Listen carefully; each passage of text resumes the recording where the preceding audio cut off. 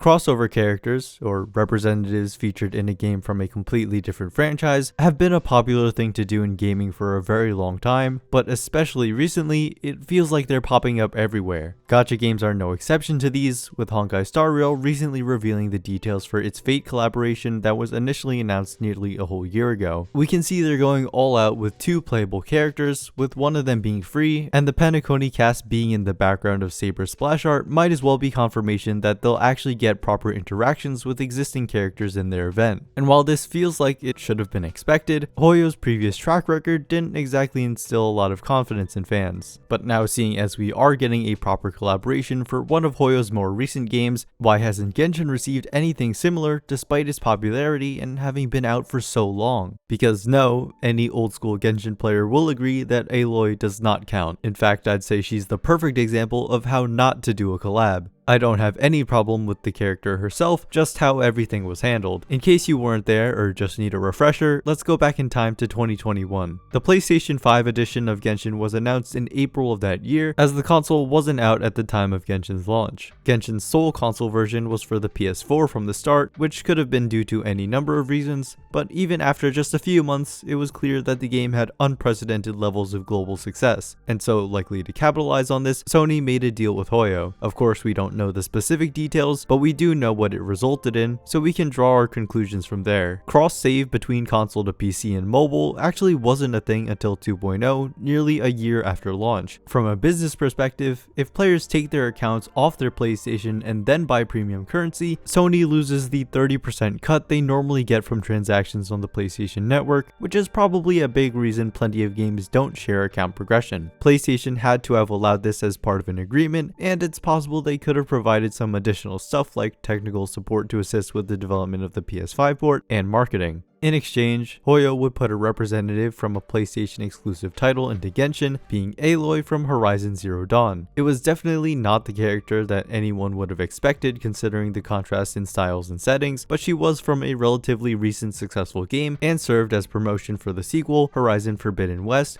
that would come out later in 2022. It's generally agreed upon that these were explicitly Sony's terms because of how Genshin handled the distribution of Aloy in-game. She was first released on PlayStation 4 and 5 in 2.1 and then given to all players in 2.2. That was all fine and good, and although the 4-star bow that was released alongside her was not made available for PC or mobile only players, people moved on pretty quickly. No, the real telling fact was that Aloy was given out for free, distributed through the in-game mail like a pile of Primogems, and she had no constellations at all because she never ran on a banner. Also no in-game event and no interactions with existing characters. Absolutely nothing. It's possible Sony had more of a hand in this, but no matter what, it still comes off as Genshin putting in the absolute bare minimum amount of work for this collaboration, leading to the speculation that they were simply fulfilling their end of the agreement and nothing more. This is why I don't agree when people say that Aloy had a negative effect on the prospect of collaborations moving forward from here, because it seems like they've never wanted to do them even before she was a thing. But what about the other collabs they've done? Those have undoubtedly been much more substantial in nature, but when you break each of them down, it's rather easy to understand why those were carried out the way they were. Of course, I'm going to be excluding the many IRL collabs that pop up, since those don't relate to anything in-game. The most they've ever done was that one time they gave out Genshin wings with the McDonald's meal. First up, we have Honkai Impact 3rd, which received official from Genshin in July 2021. Keqing was also there, but technically not as a complete character, and Sparkle from Star Rail in November 2024. The two are fully playable, summonable characters that were introduced through their respective events and without corresponding guest characters in the other games. The very probable cause for this is Honkai Impact having a significantly smaller global presence compared to HoYo's more recent games, and these collabs made for a pretty easy way to get their larger audience's attention. If a player first starts Honkai Impact because they really wanted to get Sparkle and then ends up continuing to play afterwards, that's the ideal scenario. The reverse wouldn't have nearly the same level of success given the disproportionate sizes of each fanbase. This seems to be corroborated by Honkai Gakuen 2, HoYo's even smaller, older game, having the most third-party crossovers out of any of their titles. Not to mention, Honkai Impact fans already get excited for new Star Rail characters that have parallels to their old favorites anyway,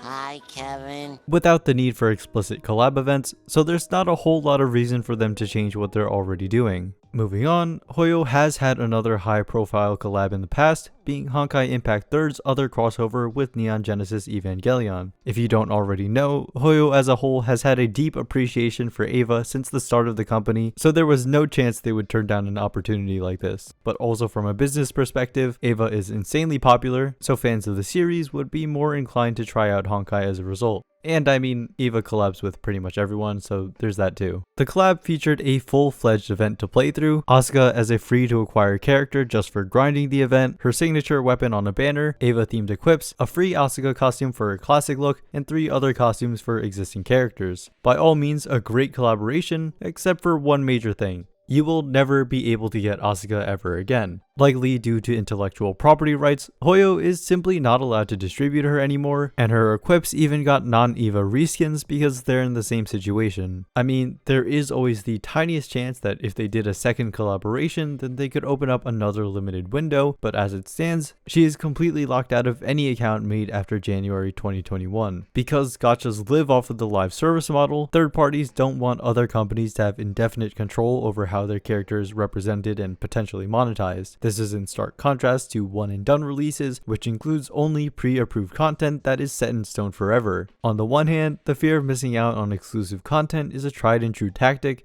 and it even got me to download and play Honkai Impact back then, but on the other hand, it sucks for everyone else. Whether you didn't know it was even going on back then, or didn't have a device to play on, there are a bunch of reasonable ways people could have missed out on the event, losing their chance to ever get the character. That's simply the nature of a lot of these collabs, which involve various legal agreements to begin with. When HoYo sticks to making their own characters, they have full freedom to continue distributing them, thus making more money, while keeping availability high, and also being able to use said characters in any way they want. Although some games heavily rely on the existing fandoms of crossover characters to make a lot of money, HoYo clearly holds a lot of pride in being able to sell their own original creations, even within their own franchises. In a Genshin developer interview from 2022, yes, the same one where they infamously cited excessive anxiety as the reason for the limited amount of endgame content, the devs stated outright that they'd rather focus on creating new characters within the world of Genshin than anything else, which makes sense given that the lore already establishes tons of characters that we're still waiting for to become playable. They also gave the PR response of not completely dismissing the idea for crossovers, but it's been a few years since then, and we obviously didn't get anything. All things considered, collabs just don't seem that appealing to HoYo, whose games are already topping the charts with their own original characters. Even cross-HoYo game promotions don't seem necessary when their communities already have tons of overlap to begin with. I really don't think lore implications have anything to do with anything, because collabs can and will always be justified in some way when they do happen. Is it crazy for me to make all these points explaining why HoYoverse doesn't need collabs, despite the Fate collab being the first to feature its own actual third-party character banner? I would say no, because I don't think people understand just how extraordinary the circumstances are for this to happen. The author of Fate Stay Night, Hinoko Nasu,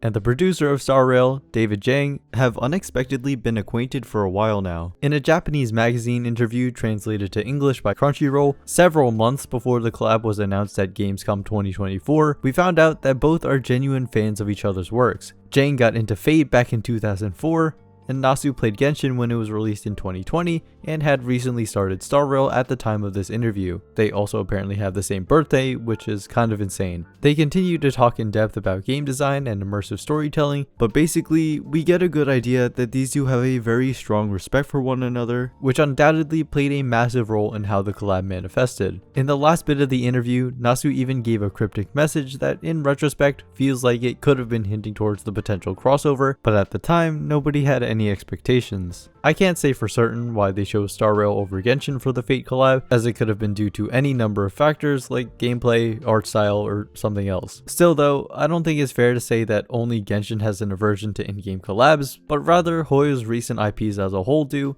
and Fate is just a major exception. They literally got both the founders of Type Moon to be the original concept artist and story supervisor for the collaboration, which is insane. And even still, we have reason to believe that Saber and Archer and Star Rail will also be subject to the strict limitations in distribution that collabs often have, as well as other stipulations like Saber's banner having a pity count that's independent of the regular limited 5-star banners. There have been other developer crossovers, such as Star Rail and Persona 5, and Zenless Zone Zero and Street Fighter, who funnily funnily enough, just announced a collab with Overwatch 2, but those haven't amounted to anything as far as we know. After seeing Saber's ultimate in Star Rail, it really does feel like a good fit, but I still won't be expecting other crossovers anytime soon. Maybe Link in Genshin if it ever releases for the Switch too. I hope you found this video to be interesting or insightful. Subscribe for more HoYoverse discussion videos, and as always, thanks for watching.